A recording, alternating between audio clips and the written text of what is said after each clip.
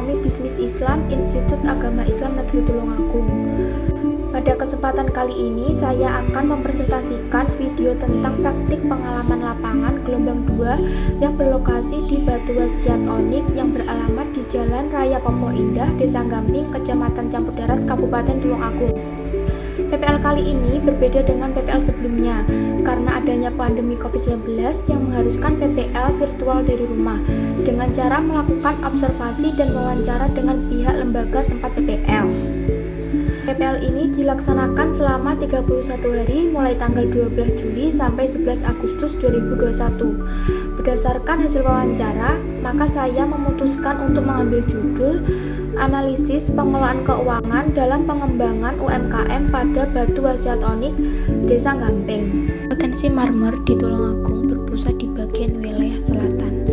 Dari struktur dan keadaan geografis yang menunjukkan besarnya potensi kerajinan marmer, sehingga Kabupaten Tulungagung terkenal dengan julukan Kota Marmer.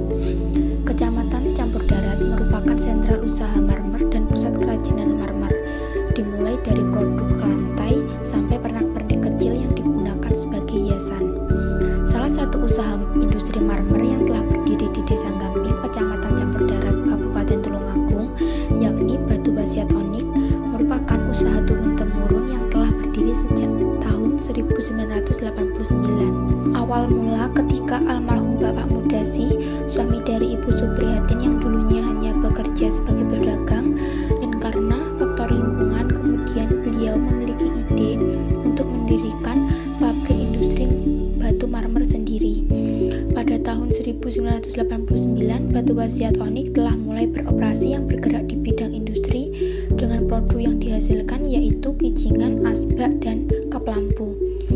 Pada tahun 2020, Bapak Mudasi meninggal dunia dan saat ini usahanya dikelola oleh Ibu Suprihatin dan dibantu oleh anak-anaknya.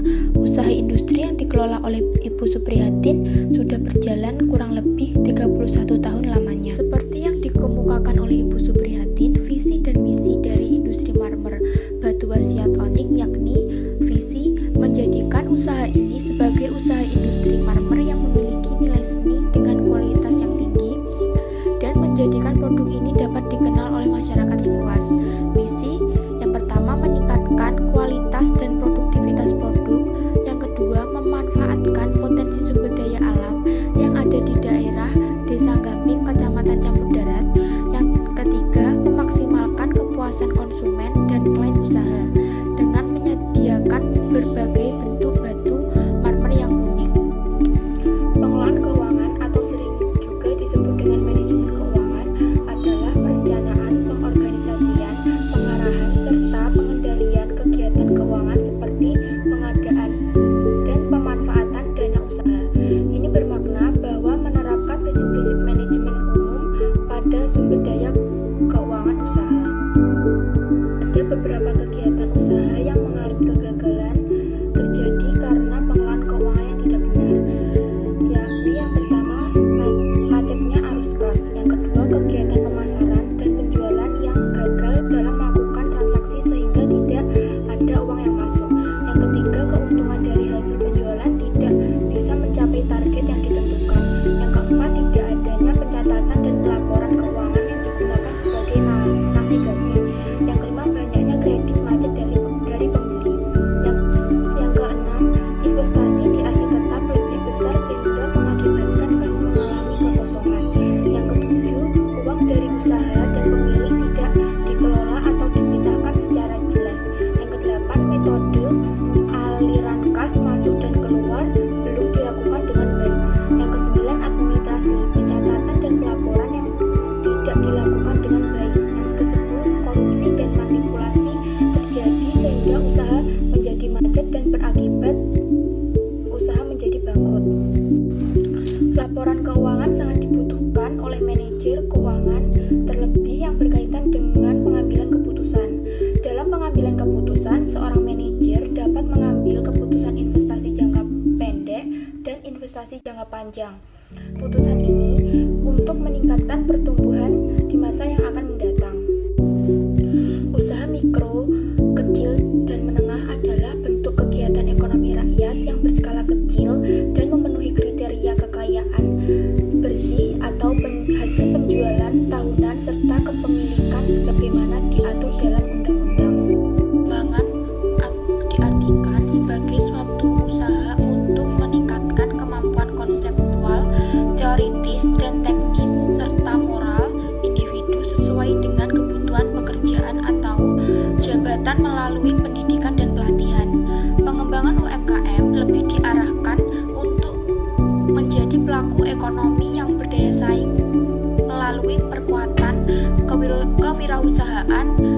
peningkatan produktivitas yang didukung dengan upaya peningkatan adaptasi terhadap kebutuhan pasar, pemanfaatan hasil, inovasi, dan penerapan teknologi.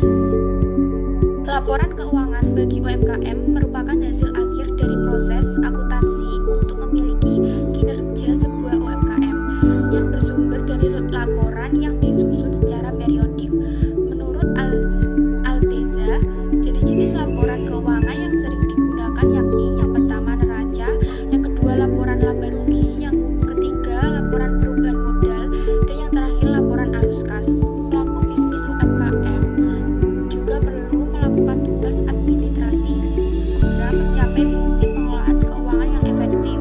Administrasi yang perlu dilaksanakan oleh pelaku UMKM yakni yang pertama administrasi piutang, yang kedua administrasi utang, yang ketiga administrasi persediaan, yang keempat administrasi aset tetap, yang kelima administrasi kas, dan yang terakhir administrasi penggajian.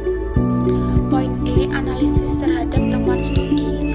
Industri marmer batu acetonik merupakan usaha milik Ibu Suprihatin yang dulunya dikelola oleh almarhum Bapak Mudasi. Seperti yang dijelaskan sebelumnya, bahwa tidak sedikit permasalahan yang muncul di industri batu acetonik. Adapun permasalahan yang timbul pada industri batu acetonik mengenai kurangnya pengetahuan manajemen keuangan atau pengelolaan keuangan. Meskipun memiliki pengetahuan yang masih kurang, beliau yakin dapat bisa terus menjalankan usahanya.